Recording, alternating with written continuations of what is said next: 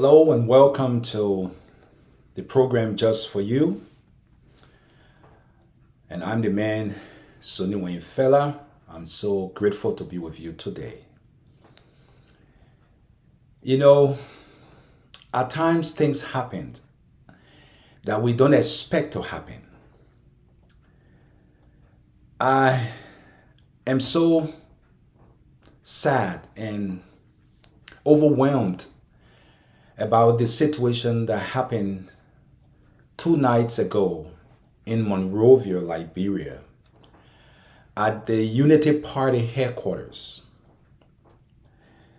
You know, it grieves my heart to know that people were rejoicing. People were so excited because their team had won.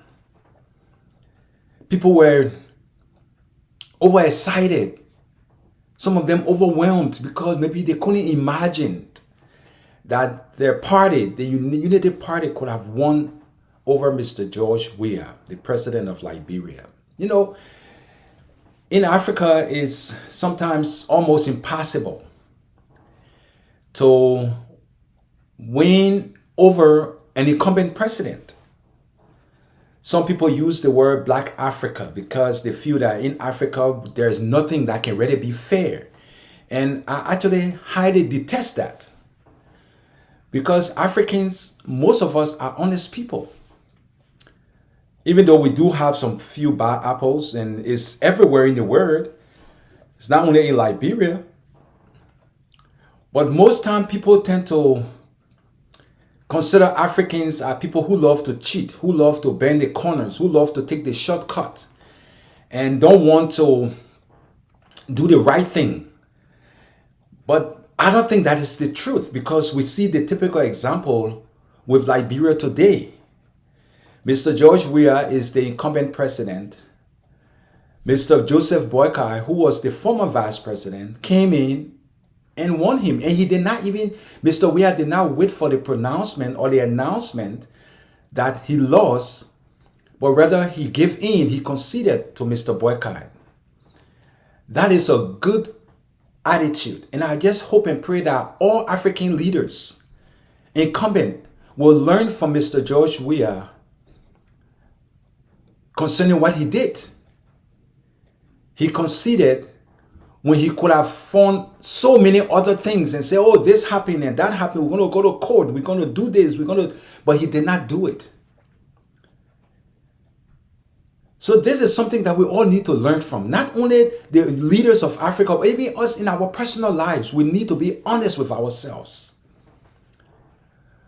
But digressing to what happened a fortnight ago, when it is said that a man driving a truck was driving by the Unity Party headquarters on Broad Street in Monrovia, ran through the crowd and killed, I understand from the police spokesperson, 3 people, 2 men and 1 woman. And I believe about 25 of them were wounded, and they are now at JFK, undergoing treatment. My heart goes out to you all. I want to those who lost their lives and the family of those who lost their lives, I want to give you my deepest and sincere sympathy, my condolences to you all. I know it's not an easy task to lose a loved one, somebody who left their home and went out to rejoice and to be happy because they felt they had fought the good fight, they had ran the race, and they didn't make it home that evening or the next day. Even those that are lying in the hospital today, they couldn't make it home. Some of them, I understand, was so badly wounded. Bones were broken in several places. I want to say in a Liberian way, I'm sorry, yeah? Sorry for your loss. Sorry to those who were wounded and the family of those who are wounded. But you know, sometimes we like to take things out of context. It is a bad situation in itself. And I hope and pray that us Liberians will not make it more worse than what it is. People now begin to blame the other side. Oh, it was this person group that caused this problem. This person was from that other party. That's why he was, because of jealousy and anger, that they lost the election. So that's why this person plowed these people down with this truck. And these things bring about chaos and division and serious trouble. They bring about fighting and anger against their fellow Liberians, because people just tend to create and imagine things that they believe has happened. And I want to tell us Liberians, we need to calm down. Let the ones responsible to investigate this situation, investigate it and come up with the results so that we can all understand what really transpired 2 nights ago in Monrovia at the Unity Party headquarters. Let us not add hours and subtract. Let us not say things that we know that is not factual, that could cause serious problem for Liberia. Because this is a serious issue. Someone driving a truck and plowing people down, that's sad. That is unfortunate. If this man is found guilty, he needs to face the full weight of the law. He murdered people who should be alive today. These people will not be able to enjoy the new regime, the new government that is coming in power after they have struggled, after they had sleepless nights, just to be able to make this party, UP, succeed and win over the incumbent. And now they cannot enjoy it anymore because they are gone. They have left us. Oh, I'm so sorry. I'm so sorry to the family of these people. So sorry. Have my sympathy. And I pray that the Almighty God, knowing that the book of Psalms tells us that by his stripe we're made healed. He's the great healer. He's the great counselor. That he will interact with you, the family. He will meet you where you are and console you, touch your heart and put you at peace with him and with yourself. But I want us to begin to think out of the box and think that other people want to hurt us. That's why these things happen. Yeah, maybe this guy, but the investigation have not said it yet.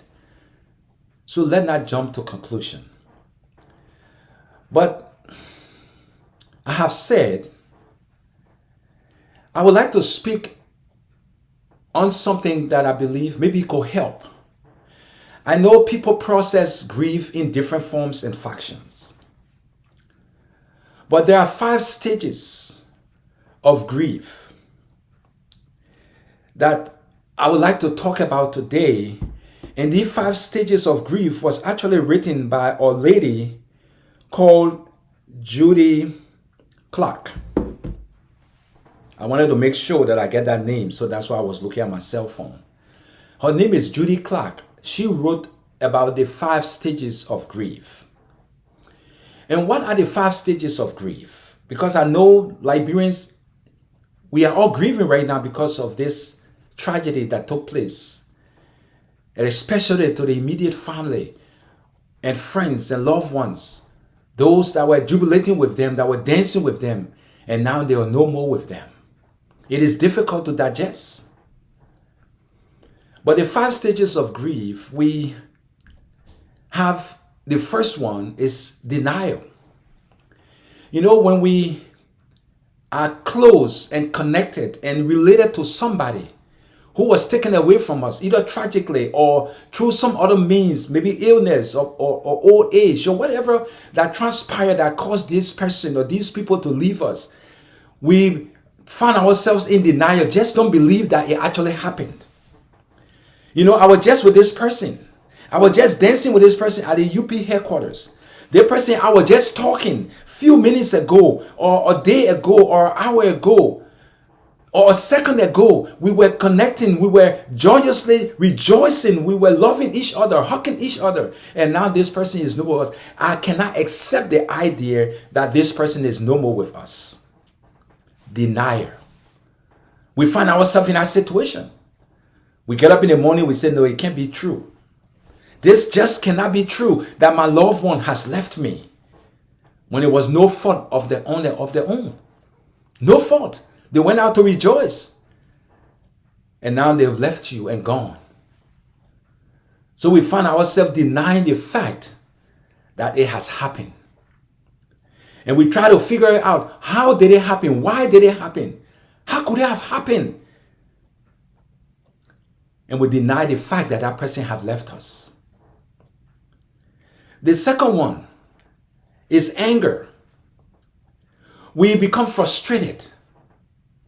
We become angry. Trying to make sense of what happened. So our anger tries to overwhelm us. And we become unsettled. We don't want people consoling us at the time. We don't want anybody. We want to find ourselves, using our own imagination, trying to figure out. And then we allow anger to seep in.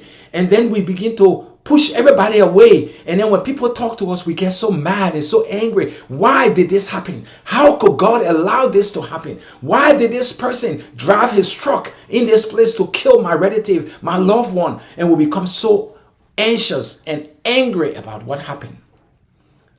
So the first one is denial. The second one is anger. We become very angry because we don't seem to understand why such a thing happened.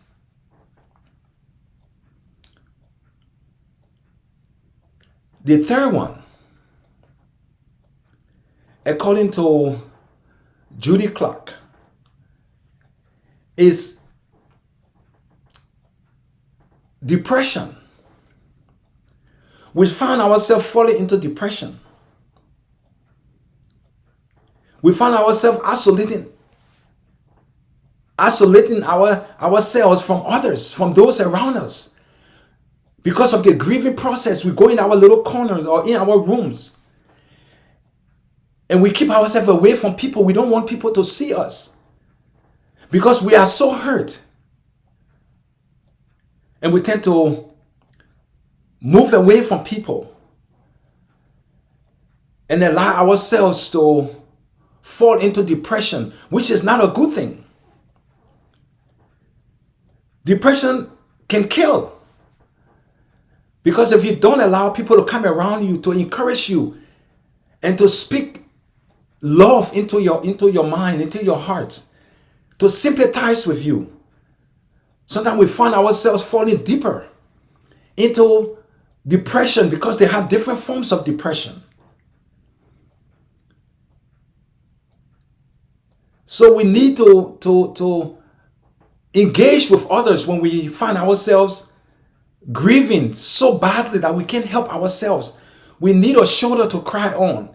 We need somebody to lay our heads on and to try to figure out what really happened. When we begin to ask the questions, why did it happen? The form of depression. And I know we will find ourselves in those situations. We're going to find ourselves denying the fact. We're going to find ourselves being angry. We're going to find ourselves falling into depression because we don't seem to understand what actually transpired.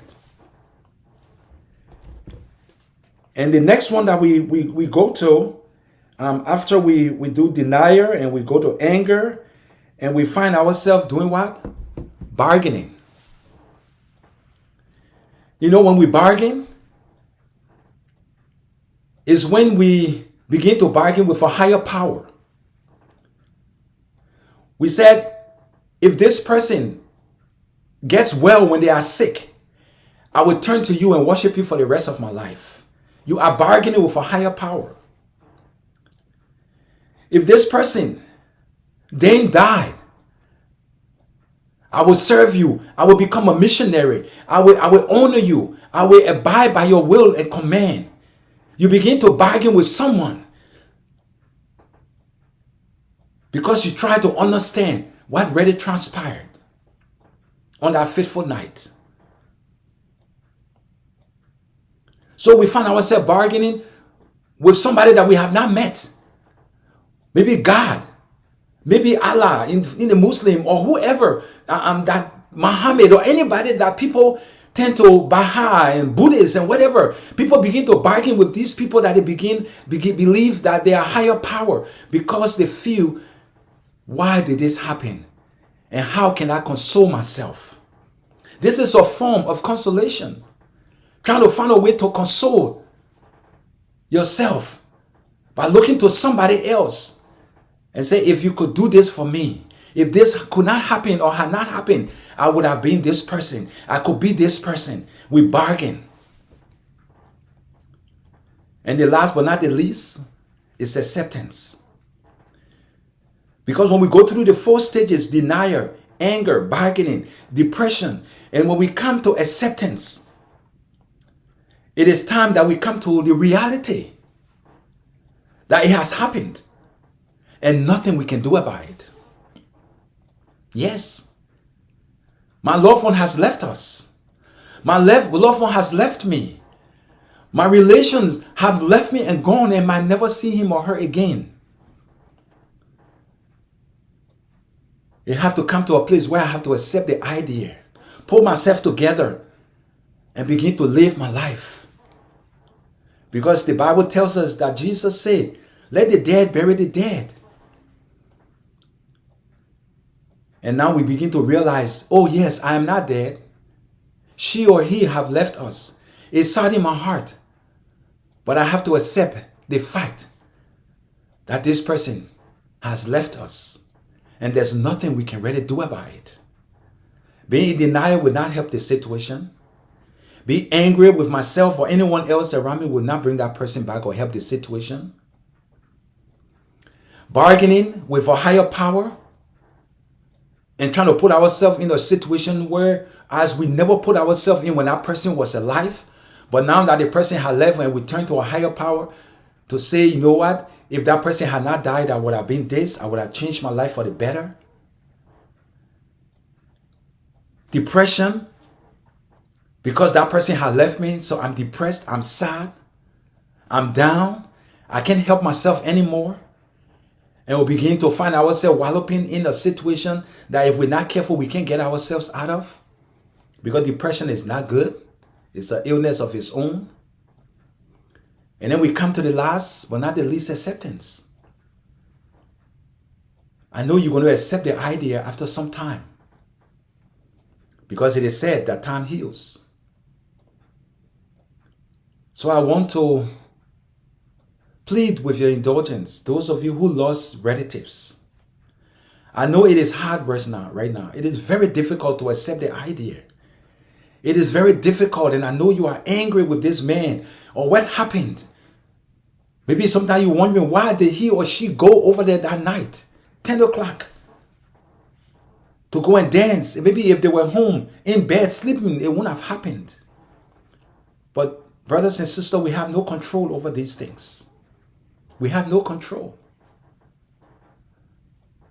So I just want to say, have my deepest sympathy. On behalf of my family, we want to extend our hands of sympathy as you go through this time of bereavement, of grief. As you sit in our little corner and begin to meditate and reflect on the relationship you had with this person, how loving and kind these people were. I want you to understand that it is a reality.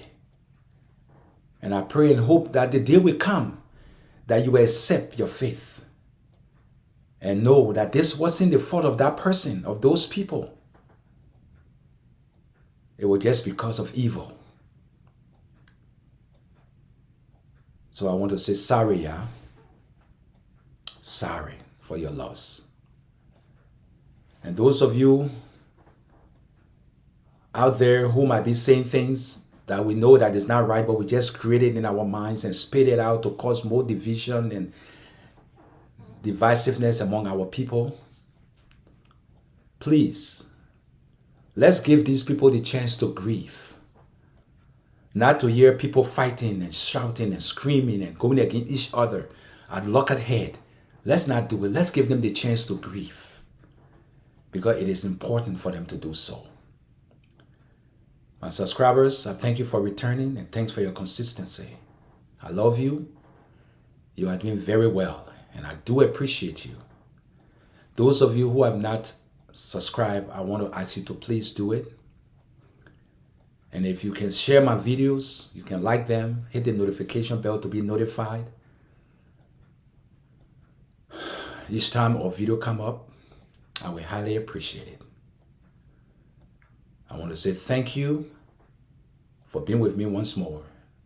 May God bless this family or these families who have lost a loved one. May God console you and give you peace. And may He bless the Republic of Liberia.